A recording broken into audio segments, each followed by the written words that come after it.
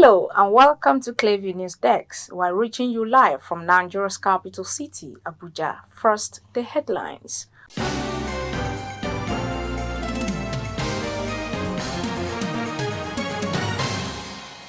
Economic and Financial Crimes Commission detains 10 officers over the alleged theft of operational items. Lagos school suspends teacher over physical assault on 3-year-old people. 2 teenage sisters set father ablaze as a revenge for raping them.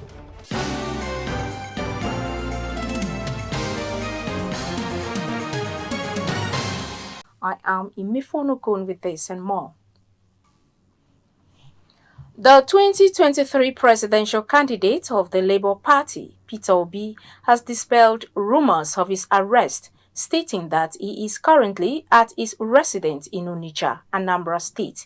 This clarification comes amid allegations and counter-allegations of death threats between him and a chieftain of the ruling All Progressives Congress (APC), Felix Morka. In a statement via his official X handle on Wednesday, Obi called on his supporters to ignore the rumors of his alleged arrest, describing the claim as entirely false. According to him, a similar rumor was amplified in 2024 when it was falsely claimed that he had been arrested by DSS officials. The Economic and Financial Crimes Commission said it has detained 10 officers over the alleged theft of operational items they could not account for. In a statement, the EFCC's head of Media and Publicity, Dele Oyewale, said the arrest followed directives from the executive chairman, Ola Olukoyade. While the statement was silent on what the officers allegedly stole, findings revealed that the officers allegedly broke into EFCC's exhibit room, stealing foreign currency and gold items. The development comes just days after the EFCC disclosed the dismissal of 27 personnel for involvement in fraudulent activities. The statement adds that the detention of the 10 officers for alleged items theft was part of ongoing effort to rid the Economic and Financial Crimes Commission of corrupt practices. The Federal Capital Territory Police Command has intercepted a white Peugeot 15-seater bus transporting 59 children between the ages of 4 and 12 suspected to have been trafficked. A team of policemen, led by the Deputy Superintendent of Police, Sariki Umar, was said to have stopped the vehicle along the Abuja-Kano route. The driver, Ali Ibrahim, a Kano State resident, and his assistant, Al-Hassan Ibrahim, were apprehended on the spot. Addressing journalists in Abuja, the FCT Commissioner of Police, Tunji Disu, said preliminary investigations revealed that the children, who hailed from different families in Kano State, were allegedly being transported to Nasarawa State under the guise of receiving training. Disu added that the incident had been classified as a case of suspected child abuse and trafficking, given the circumstances and the absence of proper documentation or parental consent for the movement of the minors. The CP further reiterated the command's commitment to protecting vulnerable groups, particularly children, from exploitation and abuse in line with the Child's Rights Act 2003. Outside the home, school is one of the first areas where a child is absorbed into the society.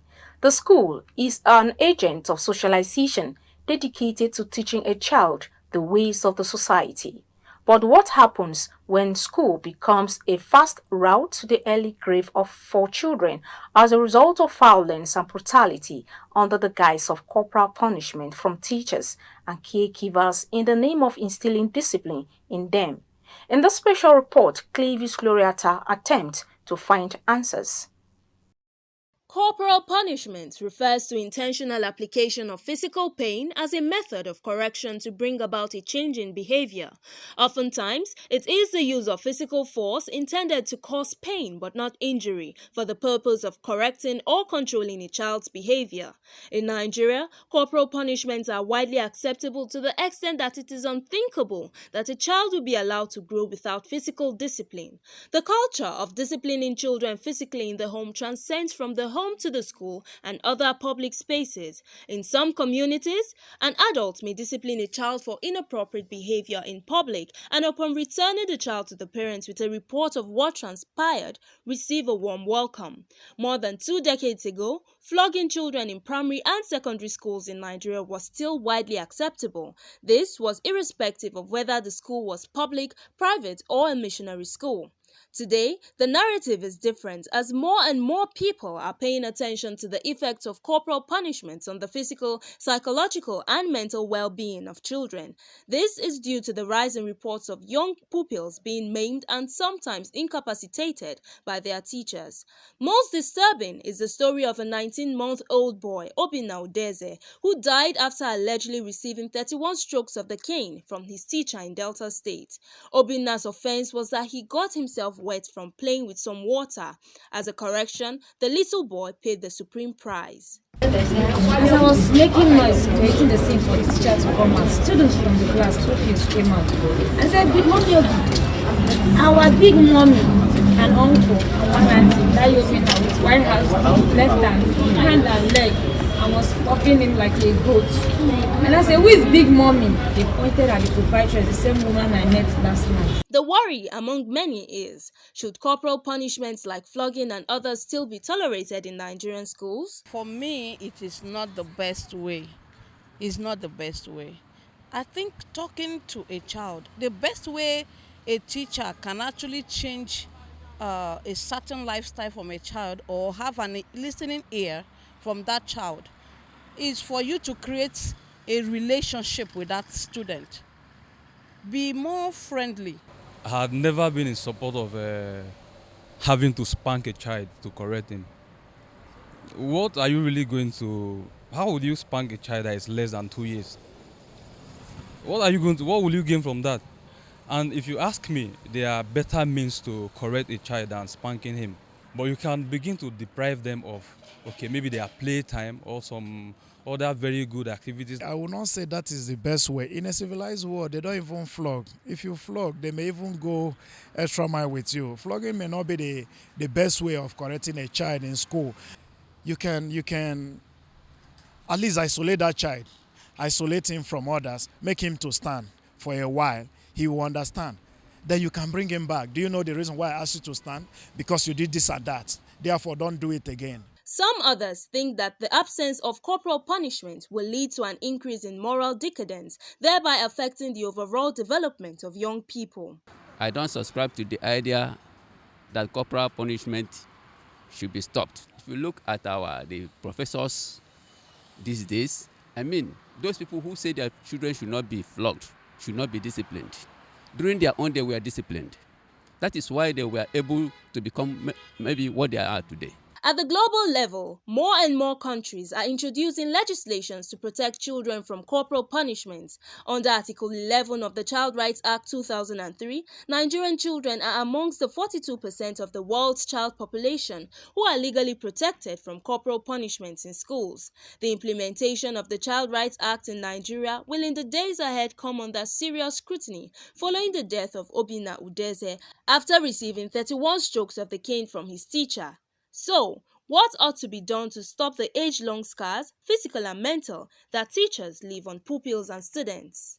Gloria Atta reporting for Clearview Television. Meanwhile, Christ Method School in Ikorodu, Lagos State has suspended teacher filmed assaulting a toddler in a numeracy class. On January 8, 2025, a video surfaced on social media showing a primary school teacher violently smacking a toddler for failing in a numeracy lesson.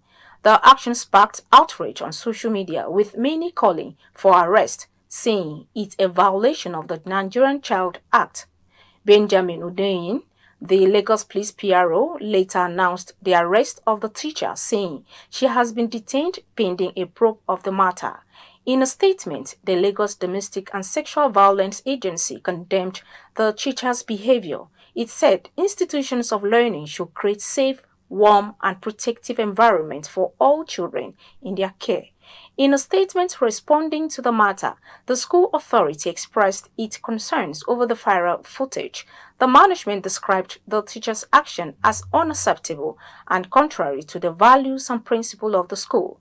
It said the teacher has been suspended indefinitely until an investigation is finalized. We hear the school has equally tendered apologies to the student and his family while expressing regret over the incident.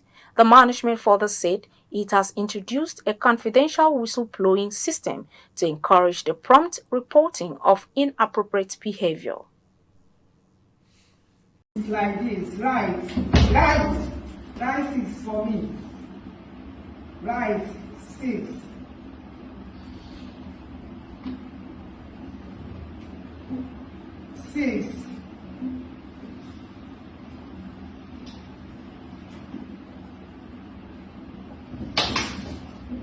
Like this, 6, like this.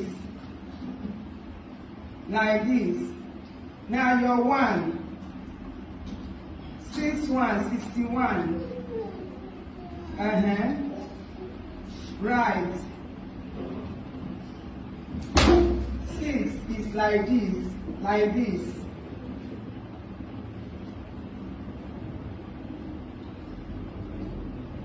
Your 2. 6 to 62.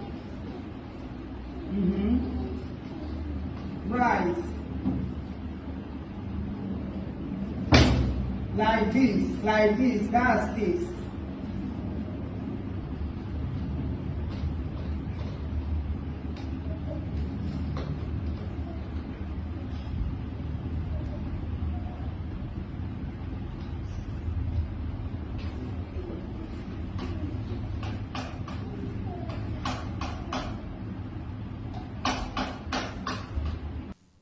A viral video of a lady asking her husband's brother to leave their house has sparked a major debate among social media users. The video, which was originally shared on popular social media platform TikTok, the young man is seen ranting after his brother's wife ordered him to leave their matrimonial home. In the video, the woman's voice can be heard as she tells the man to leave their home because he eats their food every day and is hindrance to their privacy. Ken, you have to leave this house. Why should I leave the house? You are leaving my husband's house. Imagine what my brother's wife is telling me. Imagine what my brother's wife. I will put this on social media. Let people judge it. You stayed in abroad for 15 and so years. what? Nothing. And so what? Your is over, please. You have to my own brother. No one name can ask him poor. Don't you have no shame? My brother can ask him poor. Can't leave my husband's house. I will put this on social media. The kind of wife my brother got. I don't fuck that I not from him. This guy. Leave my husband. It's one guy that I seen you. I will put your social media. In fact, I put everything here on social media. You have been eating my husband. And so what? Is all my brother? Is my brother's money? I'll also give you share. Get away. My brother to you. This is early morning. This man you can't even allow me. You can't even allow. And so what? Please, holiday is over. Go back. Holiday. I have come back finally. Go back to you can't stay. I have come back finally. I don't like you cannot stay in my I will stay here. As much as I can. You have to leave. You are talking about. You are giving you money afternoon. I don't have shame. Then so what? Don't you have shame? When I was in abroad, men what is it? I don't fucking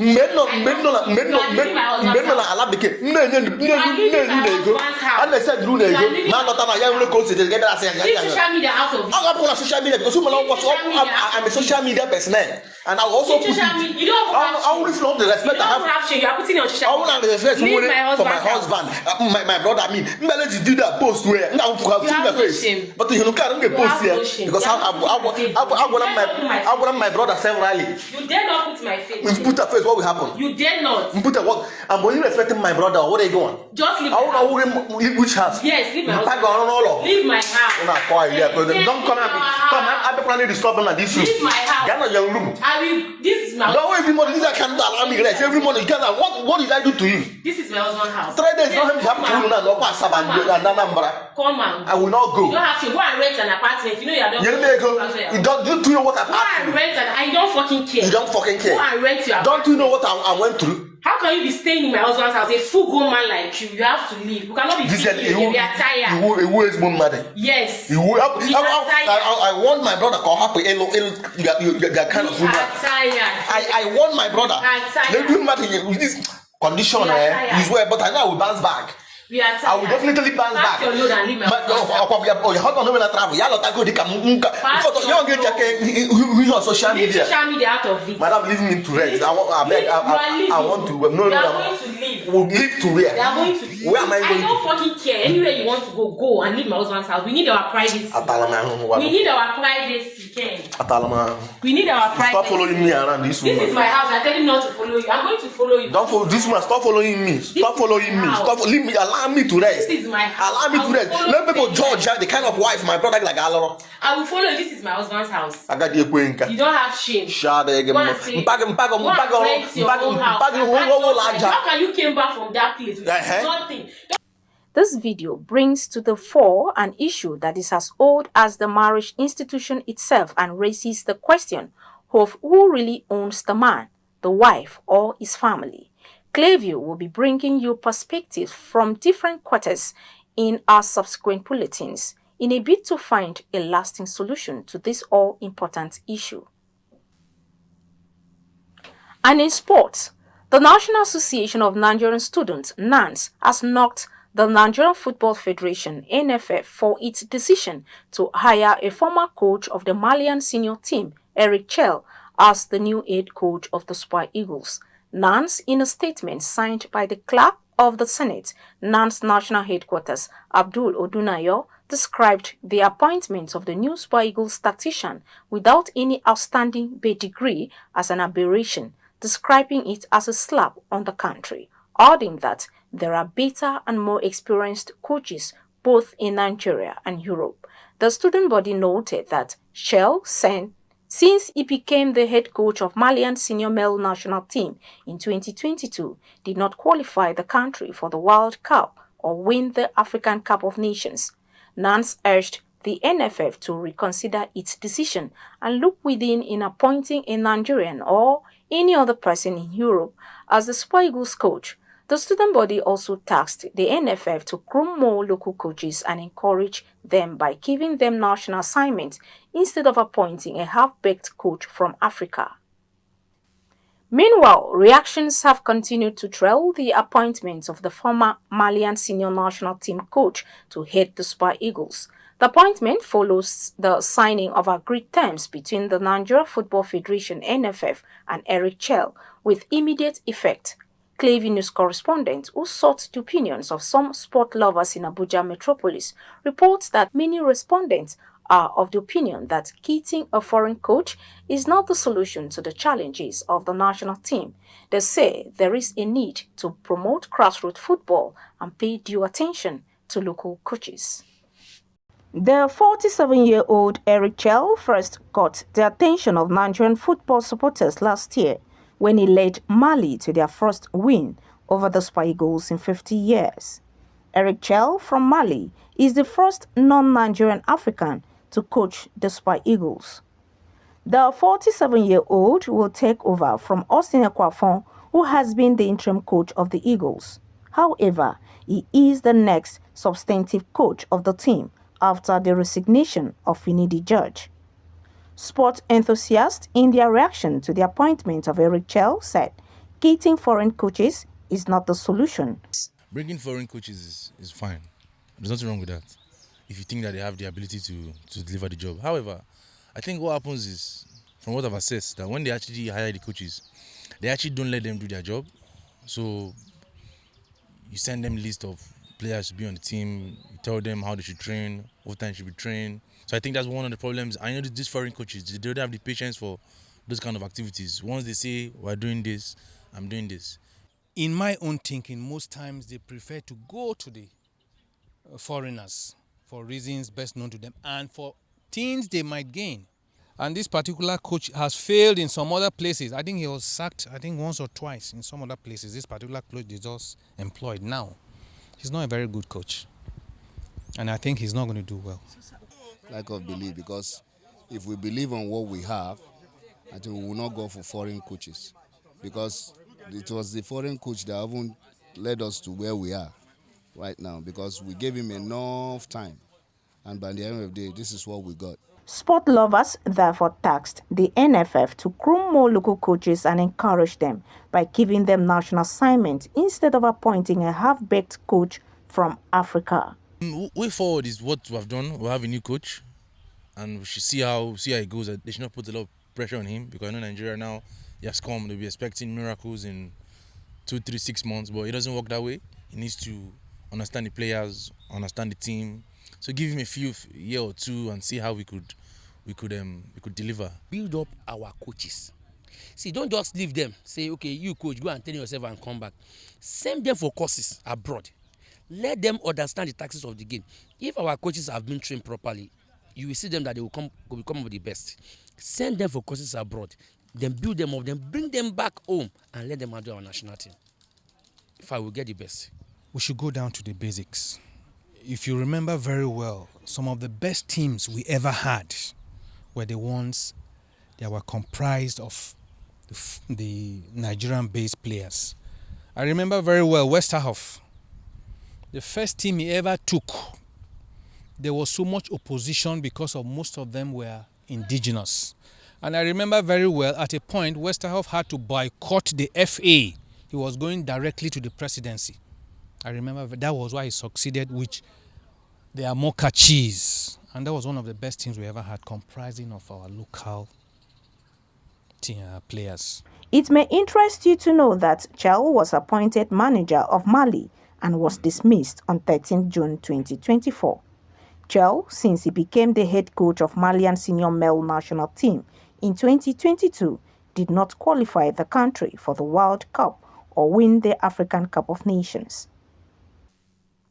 If you are just joining us, you are watching the news on Clearview News Desk. We'll be back after this break. Stay with us. We break the news. This is Christ Embassy. Recollect, we were the first to break this. Governor Abba Kabir Yusuf of Kano State has approved the appointment of 3 second-class emirs. And this? Erasmus is the most successful program of the European Union to support education and youth. And this? Fubara is not an ungrateful person. And more. Tension is currently mounting in Rivers State.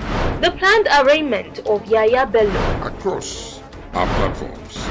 Subscribe now and you will be receiving our notifications and never left out as the news breaks on Clearview. Welcome back. Despite widespread outcry over the rising cases of rape in Nigeria, there seems to be no end to the menace. According to a United Nations Women report, a total of 11,200 rape cases were reported in Nigeria in 2020 alone. Among them are children who were raped to death. In this special report, Clearview's Gloriata sought the opinions of Nigerians on the street on why Nigeria continues to experience a surge in rape cases and what can be done to put an end to the menace.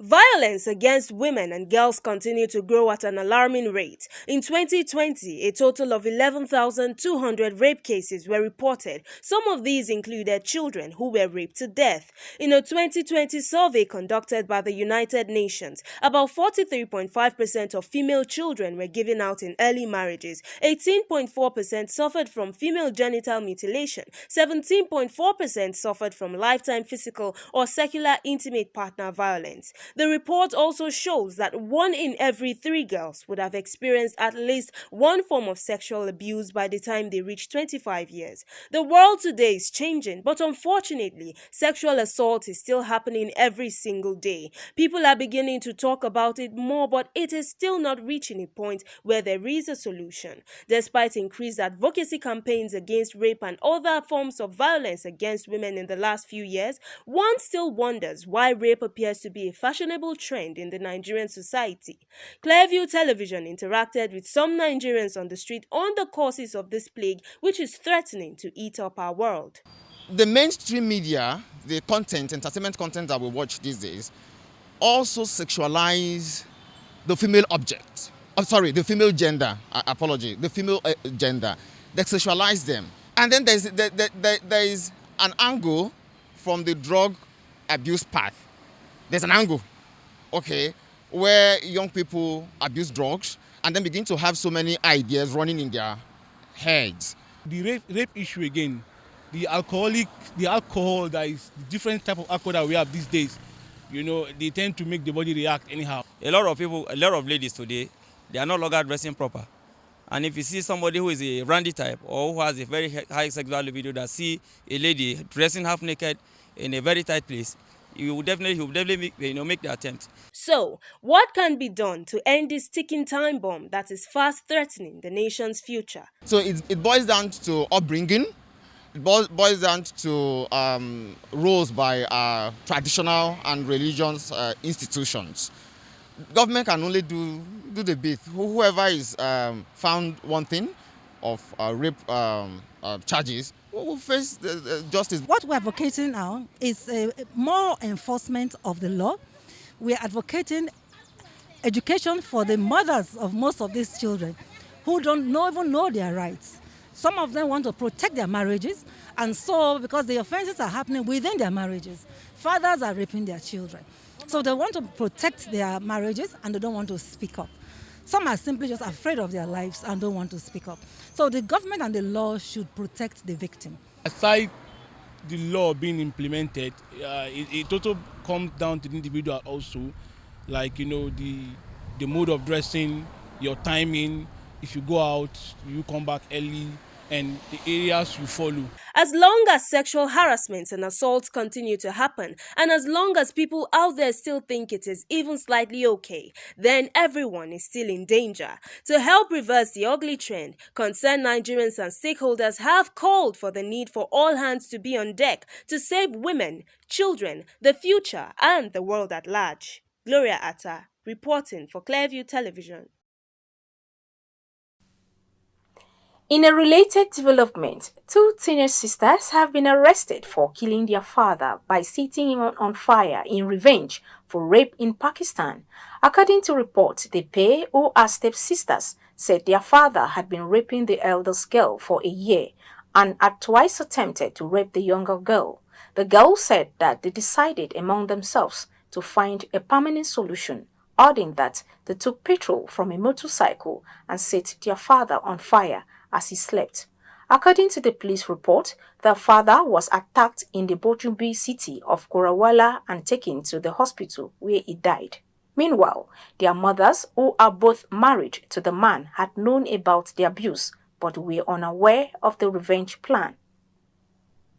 And that's the news, but before we go, a recap of the top stories.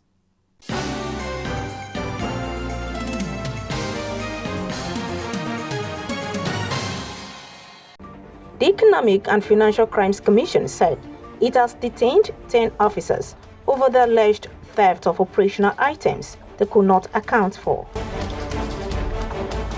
A school teacher in the Ikorodu area of Lagos State has been suspended over allegations of physical assault on a 3-year-old pupil. We also told you that two teenage sisters have been arrested for killing their father by setting him on fire in revenge for rape in Pakistan.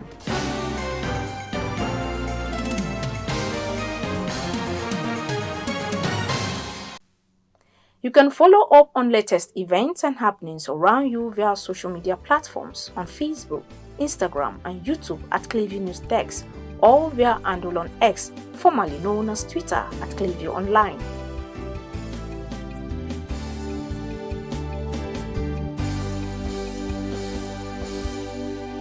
Many thanks for watching. I am Imefonokon.